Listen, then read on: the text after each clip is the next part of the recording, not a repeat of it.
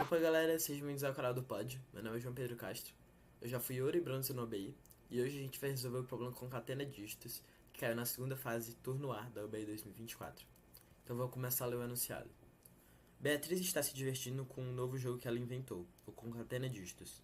Concatenar é o nome que dá ao processo de pegar dois dígitos e desjuntá-los de modo a criar um número de dois dígitos. Por exemplo, ao concatenar os dígitos 2 e 9 nessa ordem, Beatriz cria o número 29. Beatriz gosta de trabalhar com muitos dígitos. Por isso, ela utiliza uma lista com n dígitos de 1 a 9, ou seja, ela não vai usar o dígito 0, com posições numeradas de 1 a n, da esquerda para a direita, para escolher qual par ela irá concatenar, ou seja, ela vai escolher um par dessa lista e vai concatenar eles. Então, uma lista com n igual a 3 pode ser, por exemplo, isso aqui, 1, 2. Para concatenar os dígitos, a Beatriz vai escolher uma posição qualquer, e depois vai escolher outra posição qualquer e vai concatenar eles nessa ordem. Ou seja, o dígito na primeira posição vai se tornar os das dezenas e o na segunda vai se tornar o das unidades.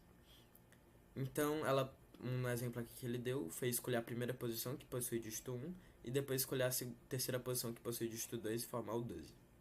Então, no total, tem 6 concatenações possíveis. Vai ser primeiro com segundo, primeiro com terceiro, segundo com primeira, segunda com terceiro, terceira com primeira e terceira com segunda. Então, sem todas essas.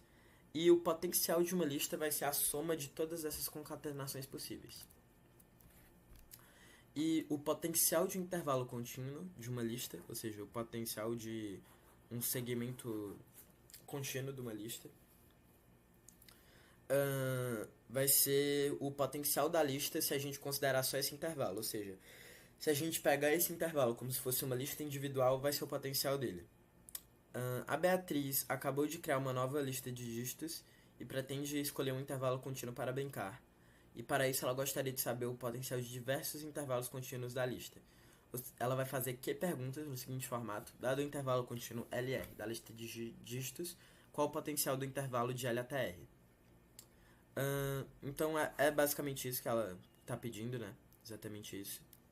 E o que ele vai dar pra gente vai ser a lista, então ele vai dar n, que é a quantidade de dígitos, aí vai dar a lista, e a quantidade de perguntas que ela vai fazer. E as próximas quelinhas vão ser com as perguntas dela. Aí as restrições que a gente vai ter é que o n vai até 10 a quinta, o q vai até 10 a quinta, os dígitos são de 1 a 9, né? E as perguntas sempre vão ser um segmento correto, né? Vai sempre começar de 1 a n, o L vai ser menor ou igual a R e o R é menor ou igual a N. Então, sempre vai estar certo. E a gente tem alguns parciais aqui. Primeiro, essa aqui nem vale nada, né? Essa aqui. Aí a gente tem a solução completa. A subtarefa 2, que é N menor ou igual a 300, que é menor ou igual a 300.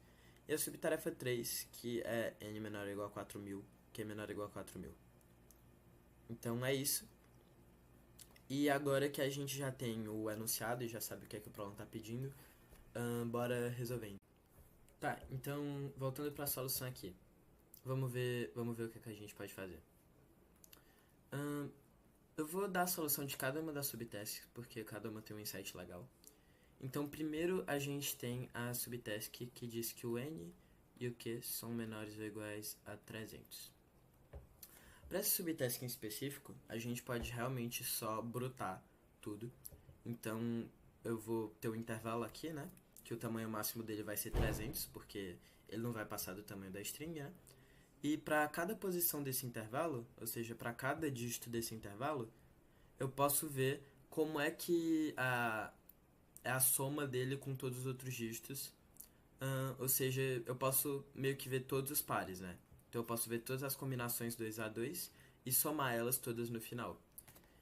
A complexidade disso, como o tamanho máximo de cada intervalo é n, né? Ficaria, e como eu tenho que fazer todas as combinações dentro dele, ficaria O de n ao quadrado q. Que para n menor ou igual a 300 ainda passaria, né? Porque ficaria tipo 300 ao cubo, que seria... que ainda daria tranquilo para passar. Então essa é uma solução que funciona só para essa subtask, né? Para todas as outras não vai passar. Então aqui você já conseguiria 40 pontos. E vamos ver a solução da outra subtask, que é a subtask que diz que o n e o q são menores ou iguais a 4.000. A solução dessa subtask é interessante também, e ela vai ter bem mais a ver com a solução completa. E o que a gente vai ver nessa solução é o seguinte. Vamos pegar aqui o intervalo. Se tu olhar só para esse cara aqui, então olhando só para esse dígito, vamos ver o quanto esse dígito vai contribuir para a nossa soma. Então a gente vai ter a nossa soma aqui que é igual a 0.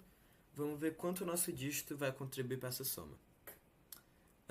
Percebe que o dígito x aqui, e vamos dizer que esse intervalo tem o tamanho t, então o tamanho desse intervalo é t. Tu percebe quantas vezes esse x aqui específico vai aparecer como o dígito das unidades. Então, quantas vezes a gente vai ter um x aqui e um outro dígito aqui, y, ou não precisa ser outro dígito, né? Pode ser só uma outra posição aqui. Quantas vezes a gente vai ter isso? Vão ser t menos uma vezes, né? Então, a gente vai ter, para cada dígito x, a gente vai ter x vezes t menos 1 no dígito das unidades. E quantas vezes o x vai aparecer no dígito das dezenas? Ou seja, quantas vezes o x vai aparecer aqui? É a mesma coisa. Ele vai continuar aparecendo t menos uma vezes, só que toda vez que ele aparece no dígito das dezenas, ele não contribui só x vezes t menos 1. Cada vez que ele aparecer, ele vai contribuir 10x, né? Ou seja, a gente vai ter 10x vezes t menos 1. E isso aqui é quanto um dígito x contribui, e t sendo o tamanho, né? Aí você percebe que a gente pode botar o xt menos 1 em evidência, e vai ficar 11xt menos 1. Então, para cada dígito x, a gente sabe quanto ele vai contribuir para a soma, né? Quanto ele vai contribuir para a soma. E o que a gente vai fazer é passar por cada um dos dígitos e só ir somando tudo isso para cada um dos dígitos. Então, vamos codar aqui, vamos ver como é que fica. Primeiro ele dá o n, né? Então, ele dá o n aqui, ele dá o q. Deixa eu ver se é isso mesmo.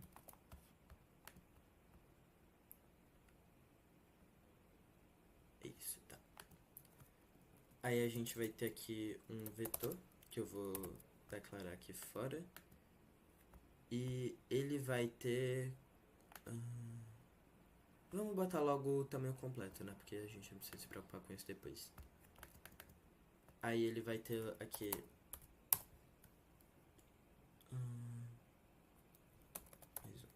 ele vai ter 10 a quinta posições, né? 10 a quinta mais 10, só pra ficar tranquilo.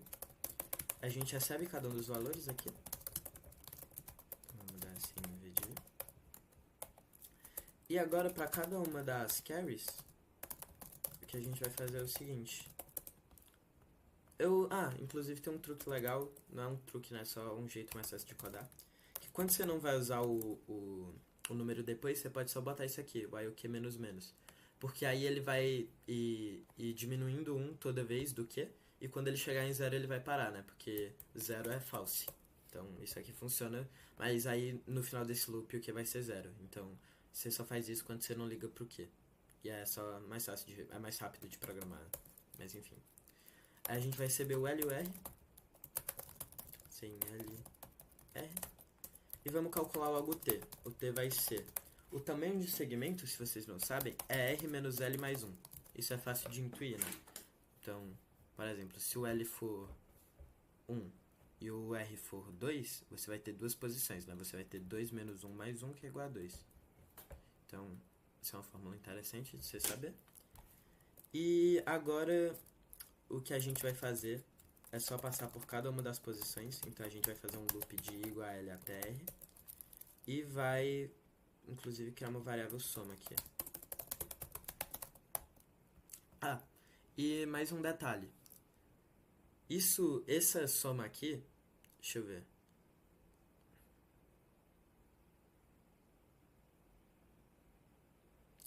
Essa soma aqui, ela pode passar de 10 a nona, que é o limite máximo do tipo int.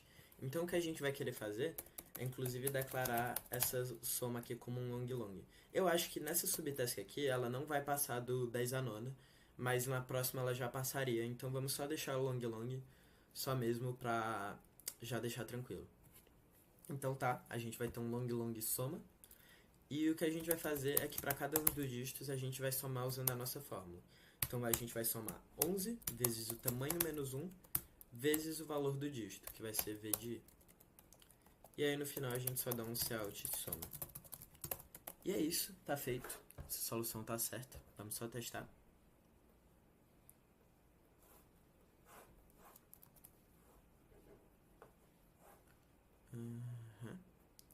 Perfeito.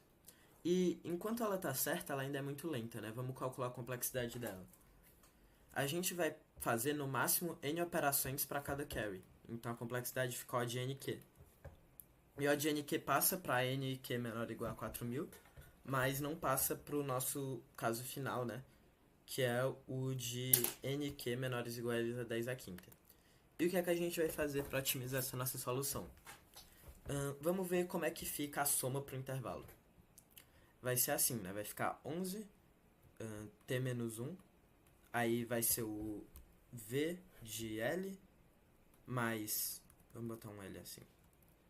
Mais 11 t menos 1 v de L mais 1. Isso aqui até o 11 t menos 1 v de R. Aí a gente pode botar só esse 11 t menos 1 em evidência, né? Então vamos botar o 11 t menos 1 aqui. E aí, o que é que vai ficar dentro desse parêntese aqui? Vai ser só a soma de tudo, né? Vai ser v de L, mais v de L mais 1, mais até o v de R. Ou seja, se a gente sabe a soma do intervalo, a gente pode realmente só botar dentro de tudo dessa fórmula e a gente vai conseguir a resposta. E como é que a gente faz a soma de um intervalo? Em O de 1, né? A gente quer fazer a soma do intervalo rápido. Tem uma técnica muito conhecida, que se você não sabe, eu vou explicar agora rapidinho, mas eu recomendo você buscar mais, que é a soma de prefixo. E basicamente é o seguinte, imagina que você guardou, se você já deixou pré-processado, para cada posição, qual é a soma de todos os caras até ela. Então a gente deixou guardado a soma daqui até aqui, por exemplo, para esse i que é igual a, sei lá, um i aqui, né? Se a gente deixa guardado isso para todos os i's, a gente consegue saber a soma de um intervalo em O de 1, ou seja, só com uma subtração, só com uma soma. Porque o que é que a gente vai fazer? Se a gente quiser, por exemplo, a soma daqui até aqui, então desse L até esse L, o que é que a gente pode fazer? Primeiro começa com a soma daqui até aqui e tira a soma daqui até aqui. Então a gente consegue fazer isso e funciona, né? Então essa é a técnica da soma de prefixos, se você não sabe. E vamos, como é que a gente vai calcular essa soma de prefixo, né? A gente pode declarar aqui um vetor PF, que vai dizer o valor da soma. E aí a gente só fala que PF de I é igual a PF de I menos 1, ou seja, a soma anterior mais o V de I. Então agora a soma de prefixo está calculada. E o que a gente vai fazer é só substituir esse soma aqui pela nossa fórmula, né? Que vai ser o quê? Vai ser 11 vezes t menos 1 vezes a soma. E qual vai ser a soma, de novo? Vai ser a soma de prefixo do R menos a soma de prefixo do L menos 1. Porque é a posição anterior do L, né? E aí a gente só diz que PF de 0 é igual a 0, que já é por padrão, né? E é isso. Isso aqui vai funcionar também, como vocês vão ver. Então, essa é a solução. Vai passar e qual é a complexidade, né? Vai ser... Só um segundo. A complexidade vai ser O de N mais Q, né? Porque a gente faz primeiro N operações e depois faz Q operações e cada carry vai ser respondido em O de 1. Porque é só uma multiplicação e uma soma. Então é isso. Muito obrigado por terem visto. Espero que vocês tenham gostado e entendido a solução. Se vocês quiserem ter aulas como essa, mentorias como essa com professores muito preparados, é só entrar no site www.pod.digital e entrar em contato com a gente no WhatsApp. E aí você pode marcar uma experimental ou já conhecer os nossos planos e comprar aulas, né, e já ficar vendo.